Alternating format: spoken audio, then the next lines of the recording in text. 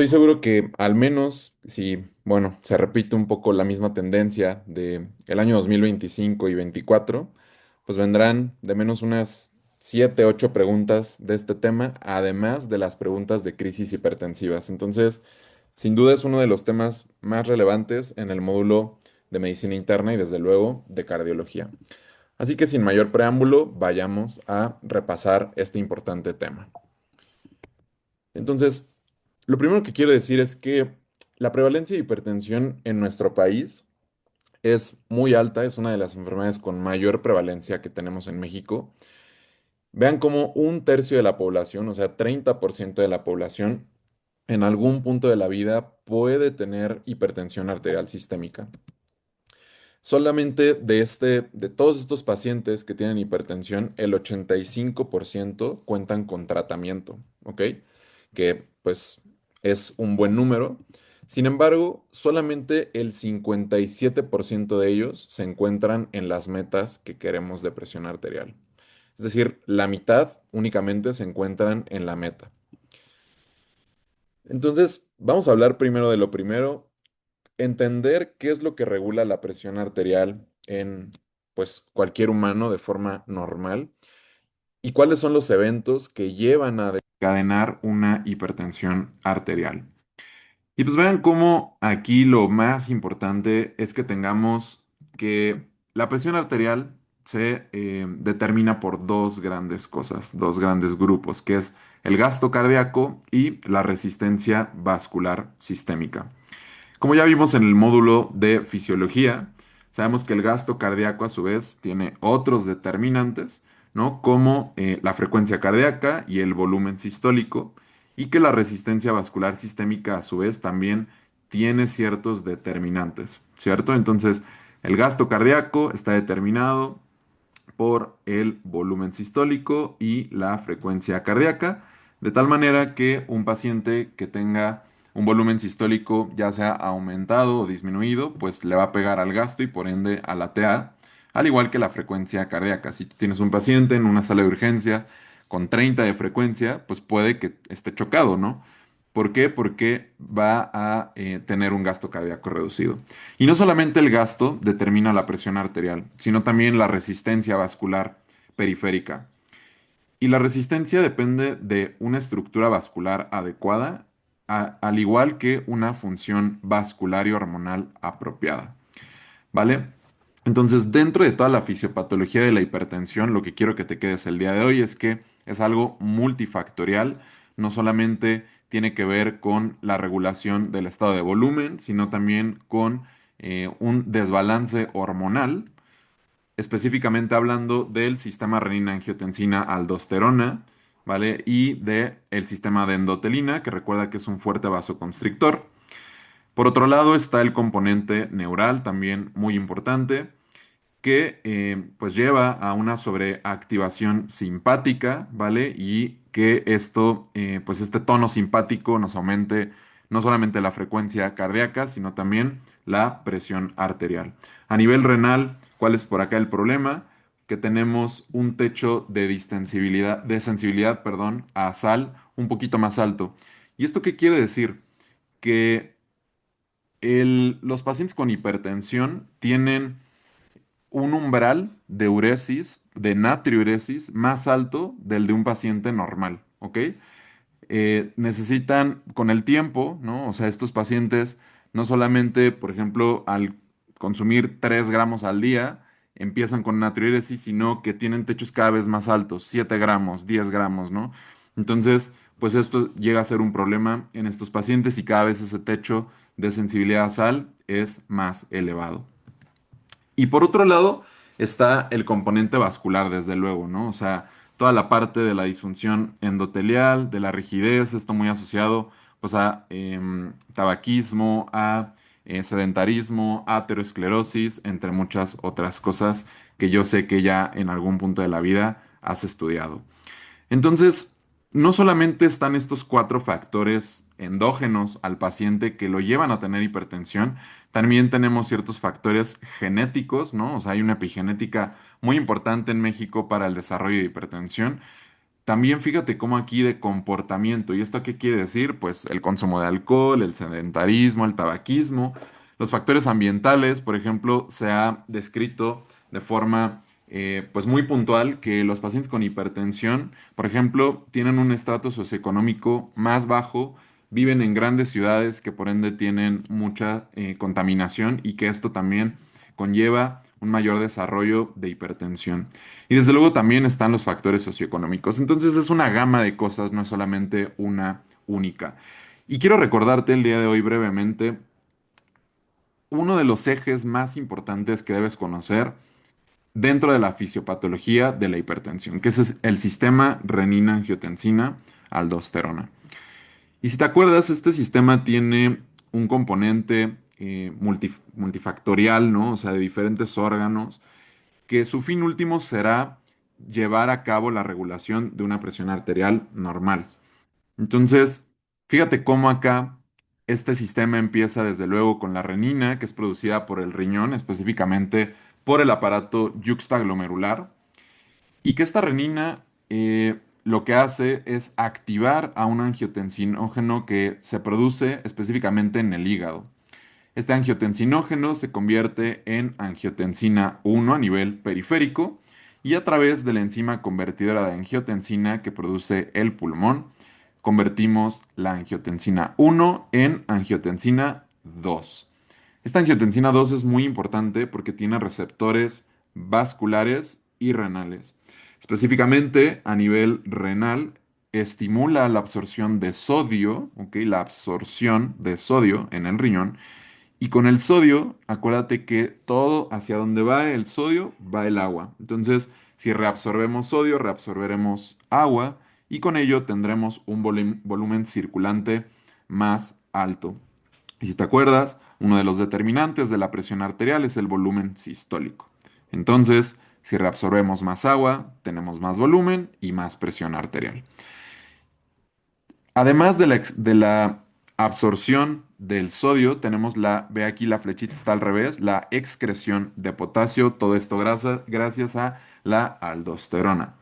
Y a nivel vascular, la angiotensina también tiene efectos importantes, vasoconstrictores. Y pues bueno, tú te preguntarás, ¿para qué sirve este sistema? No sirve solamente para hipertensarte. Sirve para que cuando estás de guardia y no has tomado agua en todo el día y estás ahí todo hipotenso, ¿no? Y con alteraciones del estado mental, pues tu cuerpo pueda regularse, autorregularse utilizando este tipo de sistemas, ¿vale? Y tener una presión arterial lo más normal posible. Ahora, ¿por qué es muy importante entender todo esto de la fisiopatología, la carga epidemiológica? Pues porque, o sea, ya hoy en día cada vez se ven más casos de hipertensión en una edad más corta. Y para esto quiero preguntar que literalmente me pongan ahí en el chat, yo sí o yo no, o sea, o un sí o un no. ¿Quién de ustedes a este punto en la historia ya se ha tomado al menos una vez la presión arterial este año? Así, una vez al menos. Oigan, pues estoy muy orgulloso de ustedes porque quiere decir que han tenido un buen tamizaje. Estoy seguro que la mayoría de la audiencia, de las casi 200 personas que estamos conectados el día de hoy, pues ya tenemos más de 18 años, ¿no? Ya todos tienen su INE, ya los dejan entrar a los antros. Y esto es para que te acuerdes que a partir de los 18 años es que se recomendaba en realidad en la guía pasada de práctica clínica que se empezara el tamizaje de hipertensión. Esto cambió un poquito en las guías PRONAM. Ahorita te voy a hacer una acotación para que no se te olvide. Pregunta de NARM, ¿a partir de qué edad empieza el tamizaje de hipertensión? Aquí hay dos respuestas correctas, que sería 18 años, o por guías PRONAM sería 20 años. Básicamente a partir de que sacas tu INE. Y cada cierto tiempo se tiene que ir repitiendo este tamizaje de hipertensión, aquí dependiendo un poco de la edad y de los factores de riesgo.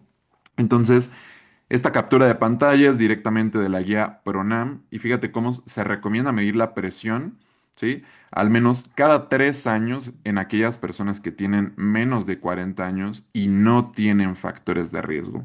Es decir, no hay tabaquismo, no hay obesidad, entre otras cosas, no tienen enfermedad renal crónica. Y a partir de los 40 años se recomienda al menos una vez por año. ¿Sí? Y pues bueno, estas son de las cosas, o sea, detallitos que van cambiando año con año. Yo sé que no nos gusta, pero ni modo, hay que aprendernos estos detalles, ¿vale? Ahí está el EasyBot estresado, igual que tú el día de hoy. Y como yo sé que ustedes tienen memoria de corto plazo alterada al igual que yo, porque pues el TDA está todo lo que da a estas épocas del ENARM, pues te voy a dejar aquí una mnemotecnia de cómo te vas a acordar de este número de los 40 años y cada cuánto tienes que hacer tamizaje, ¿vale? Y quiero que para esto te acuerdes de Liam Hemsworth y de su hermano Chris Hemsworth, ¿no? ¿Quién no conoce a Thor? Todo mundo en este auditorio seguramente los conoce. ¿Sí?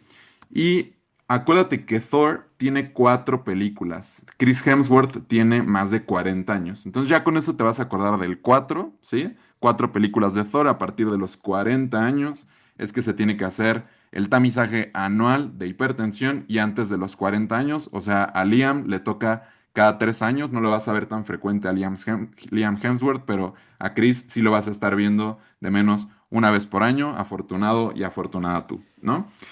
Entonces, ¿cuál es el mejor método que podrías utilizar tú en tus pacientes y para el examen, si te lo llegan a preguntar, porque está bien descrito? ¿Cuál sería el mejor método para medir la presión arterial en un paciente con sospecha de hipertensión? Pues bueno, el método más validado es el monitoreo ambulatorio, ¿sí? O sea, se considera generalmente como el mejor método de medición fuera del consultorio y el monitoreo domiciliario, ¿sí? Que es MDPA, suele ser un enfoque que llaman aquí en la guía más apropiado para la práctica clínica, ¿sí? Hay ocasiones que la presión en consultorio tiene pues ciertas variaciones porque el paciente viene nervioso, ya tomó café, no ha ido al baño. Entonces tiene menos especificidad que el automonitoreo, ¿vale? Entonces parece ser que el monitoreo domiciliario ya sea realizado por el paciente o con un dispositivo que lo va a estar monitorizando a las 24 horas del día, sería el método de elección. No se te olvide, el mejor método para medir la presión arterial en consenso es el MAPA o el MDPA. Y lo siguiente que te quiero preguntar el día de hoy, porque esto también, o sea, han salido tantas guías de hipertensión que yo no sé qué voy a hacer. Casi cada año se actualiza esto y las guías europeas dicen una cosa, las americanas otra, las mexicanas otra. Entonces, hoy, ¿qué vas a contestar o qué te sugiero que contestes en tu examen? Lo normal de presión arterial para las guías europeas, si nos vamos del otro lado del Atlántico, sería, fíjate, 120/70.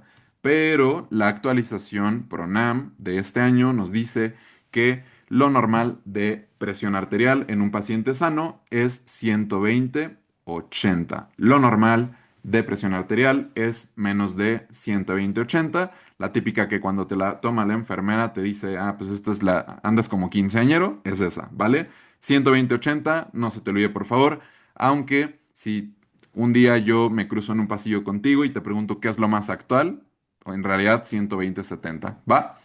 Muy bien, pero para tu ENAM ya te dije que el primer número mágico que vemos el día de hoy van a ser 120/80, ¿sí?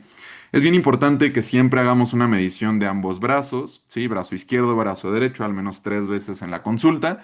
Y algo clave y que te puede hacer sospechar, a ver, ahí te va un caso muy breve. Un paciente que le tomas la presión arterial y tiene 140 de sistólica en brazo izquierdo y en brazo derecho tiene 90 de sistólica, ¿qué enfermedad tienes que pensar? ¿Qué dicen las 206 personas que están por aquí?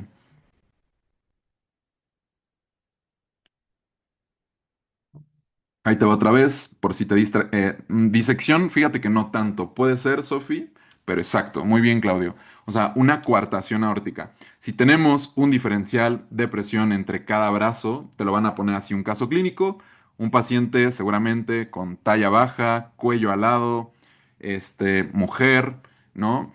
Bueno, genotipo 45X0 y que te dicen que le toman la presión y tiene diferencial de más de 10 milímetros de mercurio, tienes que pensar en una coartación aórtica. Sí puede ser disección si tuviera dolor torácico, algunas otras cosas, ¿vale? Y otra cosa que también les gusta mucho preguntar es la definición de ortatismo, que es la relación 20-10. Una caída de 20 milímetros de mercurio de presión arterial sistólica después de pasar de estar sentado a parado, esperas 3 minutos y debe caer 20 de sistólica o 10 de diastólica, relación 20-10. ¿Ok? Entonces, pues no se te vaya a ir. O sea, si te ponen un caso clínico de un paciente que está sentado y de la nada se para y se sincopea, le toman la presión y tuvo esta caída, pues no, eso no es un síncope cardiogénico, ¿no? Por ahí eso lo han preguntado, eso no es un síncope cardiogénico, es ortostatismo y te puede pasar a ti cuando estás crudo con un volumen sistólico muy bajito porque era muy buena idea tomar puro tequila y nada de agua y pues vas a tener un volumen sistólico bajo y te puede dar ortostatismo, ¿vale? Esto es bastante común en el adulto mayor. Entonces, eh, esto es lo normal, 120-80, ¿vale? Y si la tomas en domicilio, se recomienda que al menos se esté tomando la tensión arterial 2 veces, ¿sí? O sea, que el paciente explicarle que se la tome 2 veces al menos 3 días de los 7 de la semana.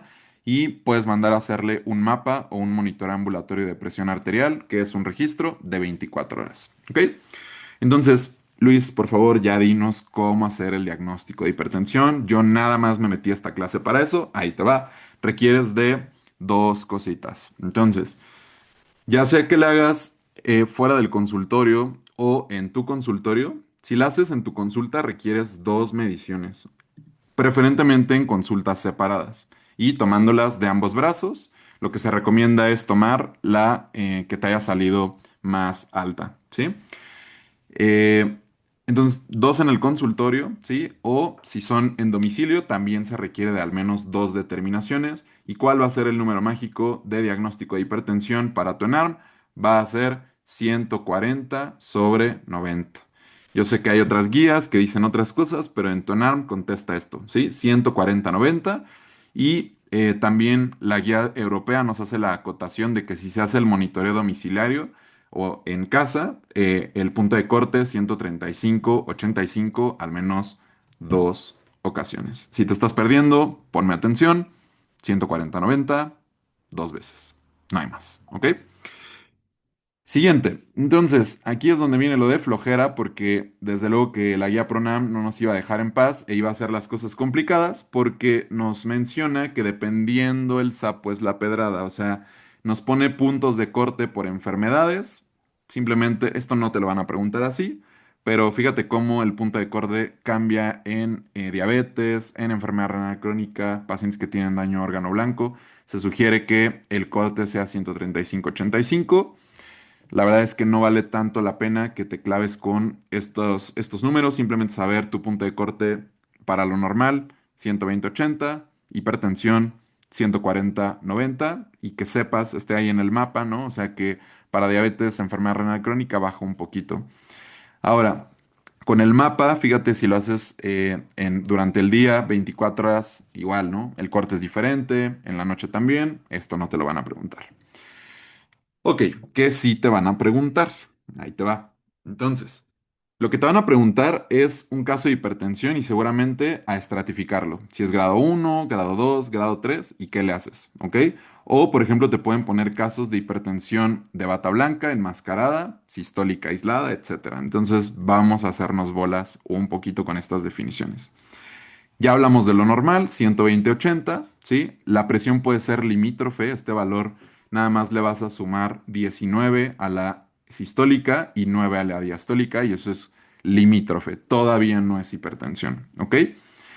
Y ahora, cuando la hipertensión, por ejemplo, en las que más quiero que te fijes es sistólica pura, pues más de 140 y la diastólica normal, diastólica pura al revés, 90 de diastólica, sistólica normal, no es mucha ciencia, ¿sí?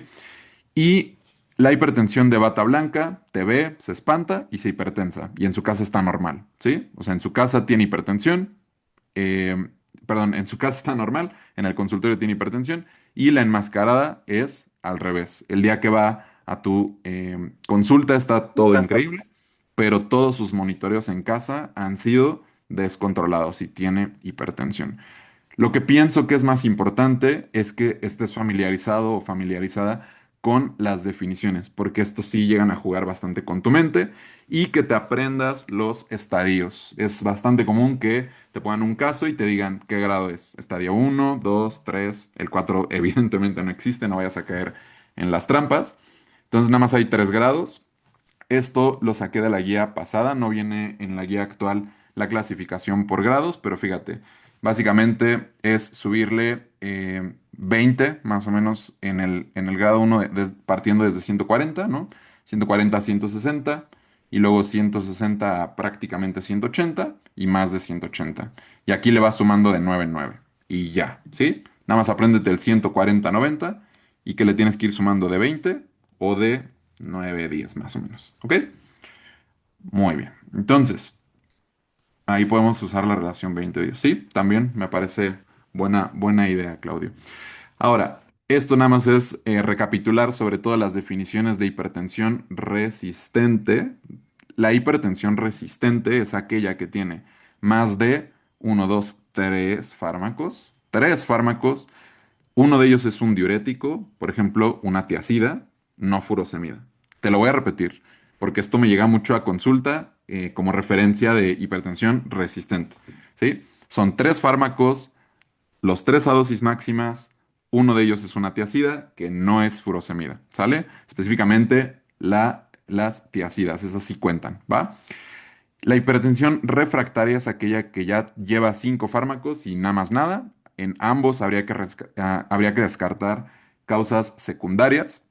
Y algo que preguntaron en el ENARM 2025 y los trabaron fue la definición de hipertensión maligna, que, o sea, les ponían un caso de un paciente que tenía 200, 100 de tensión arterial y les ponían que se trataba de un caso de hipertensión maligna.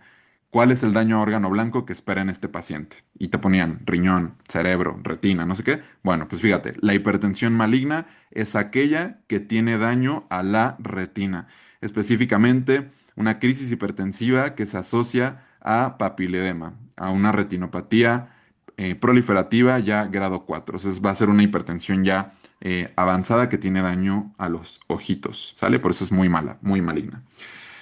Ok, ahora, ¿qué onda con las herramientas de estratificación cardiovascular? Pues bueno, esto también es algo que cambia dependiendo de la guía. Por ejemplo, las guías europeas lo que te dicen es, eh, el riesgo cardiovascular para lo que te sirve es definir si vas a tratar o no al paciente desde que lo ves por primera vez, ¿no? Entonces, si tú tienes mañana en tu consulta un paciente hipertenso, ¿no? Que ya cumplió la definición y tiene cualquiera de estos que están aquí, trátalo. Por amor a Cristo, hazle algo, ¿no? Seguramente tú vas a ser el primer doctor que vea a este paciente, entonces, ¿cuándo sí lo vas a tratar? La guía europea, que es lo mejor y lo más nuevo, te dice enfermedad cardiovascular establecida, ya se te infartó, ya se te beseó, tiene enfermedad periférica, arterial o tiene insuficiencia cardíaca, hazle algo por amor a Dios. Siguiente, que tengan daño a órgano blanco, enfermedad renal crónica, diabetes o hipercolesterolemia. Todos estos son pacientes de alto riesgo y hay que tratarlos. Y gracias a Dios, las guías PRONAM le hacen caso a la guía europea y te dicen que vas a estratificar a tus pacientes con una escala de riesgo que se llama HEARTS. Súper fácil, ¿no? Te vas a acordar muy fácil. La escala HEARTS es para identificación, bueno, más bien estratificación de riesgo cardiovascular y tiene 4 grados. ¿Qué es lo que te pueden preguntar de aquí? Te pueden poner un caso de un paciente que tiene hipertensión y enfermedad renal crónica. ¿Qué riesgo tiene? ¿Muy alto, alto, moderado o bajo? Pues si ya tiene, o sea, una micro o macroangiopatía, o sea, una complicación eh, de la microvasculatura como enfermedad renal crónica, retinopatía, ya tiene diabetes, ya se TBC o se infartó, eso es muy alto riesgo. O bien tener un HERTZ estimado en 20 a 30%, ¿sí? Aquí la verdad es que sí te recomiendo que te aprendas los porcentajes. Luego, fíjate, riesgo alto es 10% de HERTZ o más de 2 factores de riesgo cardiovascular, moderado de 5 a 10 y bajo es menos de 5, ¿va? Ok, cosas que les encanta preguntar en el ENARM. Si tú eres ajeno todavía a este curso, cada vez que veas este monito es porque esto lo han preguntado en algún punto de la existencia de los ENARMs, ¿sale? Entonces, esto lo han preguntado en ARM 2025. ¿Cuántos milímetros de mercurio de presión reduce la dieta DASH? Ok, a ver, aquí qué opinan. La dieta DASH, ¿cuántos milímetros de mercurio reduce la TA? 8 a 14. Están muy avanzados los Easy Bots. Muy bien. Exacto. Es de 8 a 14 y, a ver, un paciente con hipertensión no debe exceder más de cuántos gramos de sal al día. Eso también lo han preguntado. Y cuál, bueno, a ver qué contestan. 5 están muy avanzados, amigos. Son cardiólogos todos los Easy Bots. Y la estrategia que más reduce la presión arterial, ¿cuál sería?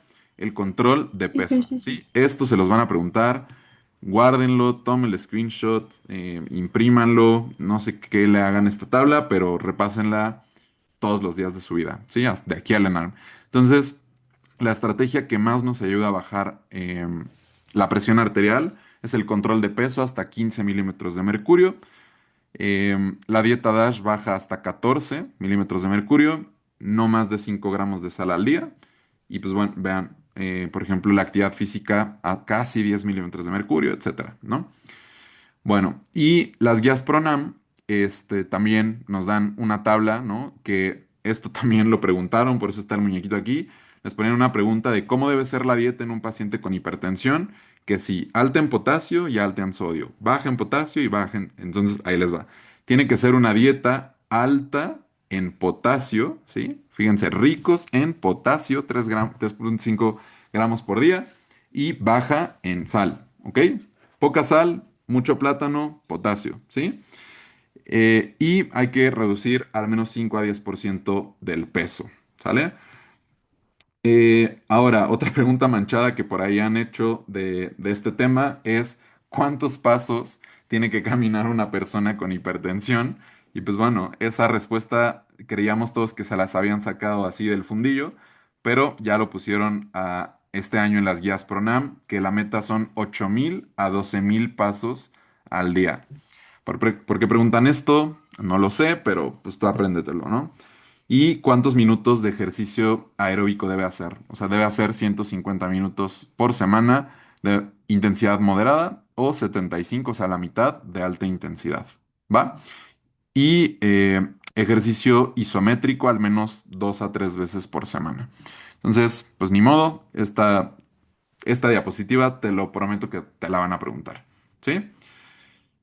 Eh, ahora, ¿qué onda con el tratamiento farmacológico de un paciente que tiene hipertensión? ¿Qué fármacos le puedes ofrecer a estos pacientes? Pues fíjate, hay 4 grupos de tratamiento de primera línea para la hipertensión, ¿sí? Que son los IECAS, los ARA2, antagonistas del receptor de angiotensina 2, los antagonistas de calcio dihidropiridínicos, porque los no dihidro, no quiero ver a nadie saliendo de esta clase dándole a alguien verapamilo a un paciente porque tiene hipertensión, ¿ok? Son los dihidropiridínicos, como el amlodipino o el nifedipino, nada más, ¿sí? Eh, y por último están las tiacidas, ¿ok? Entonces, para que te acuerdes más o menos de cuáles son los grupos farmacológicos, recuerda esta mnemotecnia. ARAC tiene cara de fiera, que es ARA2, tiene de tiacidas, cara de calcio, ¿sí? Ca, y fiera la IE de IECAS. ARA tiene cara de fiera, ahí está ARA. ¿Y cuáles son los fármacos que sí puedes y no puedes combinar? Esto ya es un poquito más como para tu consulta, solamente que sepas que por ejemplo, aquí los IECAS y los ARA2 pues no se pueden combinar por riesgo de hipercalemia, de lesión renal aguda, en estudios que evaluaron estas combinaciones hace muchos, muchos años. ¿Ok? Entonces, acuérdate que, o sea, si no te acuerdas, ¿no? De cuáles no puedes combinar, pues no quieres que ARA se ponga fiera. O sea, no vas a combinar ARA2 con IECAS, ¿va? Esa es como la mnemotecnia. Y ahora, algo que les gusta mucho preguntar también son los efectos adversos de las tiacidas. En este NARM preguntaron bastante de efectos adversos de antihipertensivos y mecanismos de acción para que les eches una repasada. Y te lo voy a simplificar de la siguiente forma. Las tiacidas te pueden dar hiperglucemia, hipertrigliceridemia e hiperuricemia, ¿sale? Entonces, si te acuerdas de Harry Potter y de la tía March, ¿no? Que se infla así como globito. O sea, si le das ácidas a la tía March, va a terminar así, ¿no? Ya está aquí gordita, con hiperglucemia, seguramente con hipertrigliceridemia e hiperuricemia. Entonces, tía, ¿no? De tiacidas, tía March, no puedes darle porque, o sea, un paciente que tenga, por ejemplo, diabetes, que tenga sobrepeso, ¿no? Que tenga hiperuricemia o hipertrigliceridemia. No serían como la primera línea de tratamiento, ¿va? Esto es directamente también de las guías PRONAM, algunas combinaciones que nos dejan y las dosis máximas. Siempre la pregunta del millón es si van a preguntar o no dosis. La verdad no lo sé, pero para tu consulta yo creo que te las tienes que saber como médico general, ¿no? Al menos las más importantes, ¿no? O sea, ¿y qué combinaciones puedes hacer? Por ejemplo, aquí fíjate, ARA2 con tiacida, ARA2 con antagonista de calcio o IECA con antagonista de calcio. O sea, tú tienes un paciente con hipertensión, le puedes soltar perindopril indapamida o perindopril amlodipino, por ejemplo, ¿no? Y aquí están las dosis y dosis máximas. ¿Ok? Esta tablita te la dejo. Uno de los que yo más frecuente llego a ocupar y que me gusta bastante y se deja una vez al día es, por ejemplo, esta combinación telmi-hidro, que, o sea, son 80 de telmisartán con 12,5 de hidroclorotiazida. Ya dijimos, si es un paciente con hiperuricemia, no, porque puedes darle una crisis de gota o hipertrigliceridemia o diabetes no controlada. Ya que está controlada, no hay problema, ¿va? Ahora, algunos tips que te puedo dar aquí para el tratamiento con base a lo que marcan tus guías PRONAM.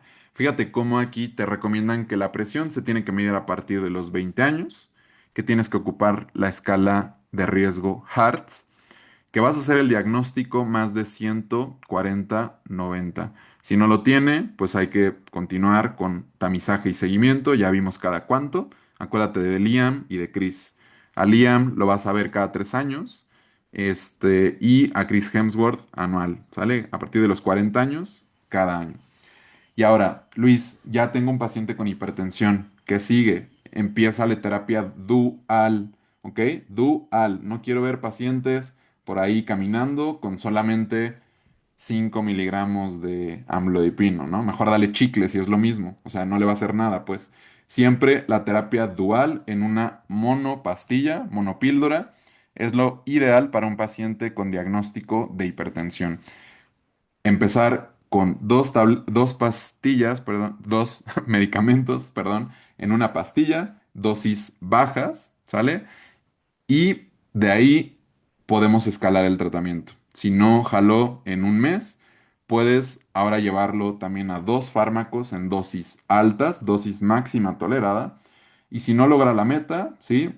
Aquí ahora sí vamos a referirlo al siguiente nivel de atención y seguramente añadir un tercer fármaco. ¿Ok? Ahora, pacientes que tengan alto riesgo cardiovascular, o sea, un HEARTS de más del 10% o enfermedad cardiovascular establecida, siempre agregarles estatinas, al menos en dosis, ahí depende, pueden ser intermedias o altas, no necesito que sepas eso, pero un paciente con alto riesgo cardiovascular, sí hay que darle estatinas, ¿vale? Puede ser rosuvastatina o atorvastatina. La pravastatina no tiene tanto beneficio, ¿va? La aspirina no, yo sé que dice aquí aspirina, pero dice valorar. No le estés dando aspirina a un paciente que no se ha infartado, básicamente, porque puede aumentar el riesgo de sangrados mayores, ¿va? Ahora, ¿cuándo puedes considerar tener a un paciente solamente con un tratamiento, un fármaco? Pues fíjate acá. Únicamente vamos a considerar la monoterapia en pacientes frágiles, más de 85 años o que ya tengan datos de ortostatismo, ¿ok? Solamente en ese grupo de pacientes vamos a tener un fármaco, ¿sí? Sería como ahí la única recomendación que te doy, pero si en tu ENARM te ponen un caso de hipertensión en un paciente de 50 años y hay dos medicamentos, pégale ahí. Y te tienes que fijar que no combinen, por ejemplo, no sé, enalapril con telmisartán. Es bien, bien importante, chicos, que se aprendan los grupos farmacológicos, ¿sí? No te lo van a poner así como IECA, como ARA2, como antagonista de calcio, te van a poner el fármaco. Entonces, bien importante que si todavía te falla un poco esto, pues le eches ahí unos 15 minutos de repaso al terminar la clase de hoy, ¿va? Entonces, medida inicial, dos medicamentos en una sola pastilla, dosis bajas. Siguiente medida sería dos fármacos en una sola pastilla, y aquí tiene un rayito porque es dosis altas. Si no se controla con dos tratamientos, o sea, dos medicamentos, en máxima dosis tolerada, ya me lo mandas a mí, ¿no? Para terapia triple a un segundo nivel de atención o tercer nivel, ¿va? Ahora, ¿qué onda con las metas de presión arterial? Aquí el número mágico que te van a preguntar es 130 sobre 80, ¿ok? El número más importante para la meta de presión arterial en hipertensión es 130 sobre 80. Y acuérdate que una vez comenzado el tratamiento, ¿no? Si tú ves hoy al paciente, lo tienes que ver exactito en un mes para hacer ajustes de terapia. Es bastante común, y esto ya te lo dejo como un tip para tu práctica médica, que el paciente en las primeras semanas todavía no se controle y que estemos agregándole y agregándole y agregándole más medicamentos, ¿sí? Esto, pues no es lo idóneo, ¿no? Nosotros esperamos tener un efecto al menos en 30 días. Entonces, por eso la primera valoración es en ese tiempo. ¿Ok? Las guías de práctica clínica viejitas decían pues cosas ahí un tanto diferentes, ¿no? O sea, nos mencionaban que menores de 80 años las metas eran 140-90, riesgo cardiovascular alto 130-80, etcétera. La verdad es que yo, o sea, si tú me preguntaras qué contestar en tu examen, yo el número mágico que te recomiendo ahí es 130-80 porque eso es lo que hice incluso la guía más nueva, que es la guía PRONAM. ¿Ok? A menos de que sea un paciente frágil, ¿sí? O sea, más de 80 años, ahí sí puedes llevarlo a unas metas más laxas, de 140 a 150 incluso de diastólica, de sistólica, perdón. Ok, ahora, hay ciertos grupos que nos marca la guía como de poblaciones especiales, ¿no? Para el tratamiento de hipertensión. Lo que más quiero que te quedes por acá es que un paciente joven siempre, o sea, antes de los 40 años hipertenso, búscale causas secundarias, ¿no? Búscale que no tenga apnea de sueño, sobrepeso, obesidad, que no tenga un hiperaldosteronismo primario, ¿no? Acuérdate, la principal causa de hipertensión arterial secundaria son las causas renovasculares, ¿no? Entonces sería lo primero que hay que descartar entre otras cosas, ¿no? SAOS, obesidad, etcétera.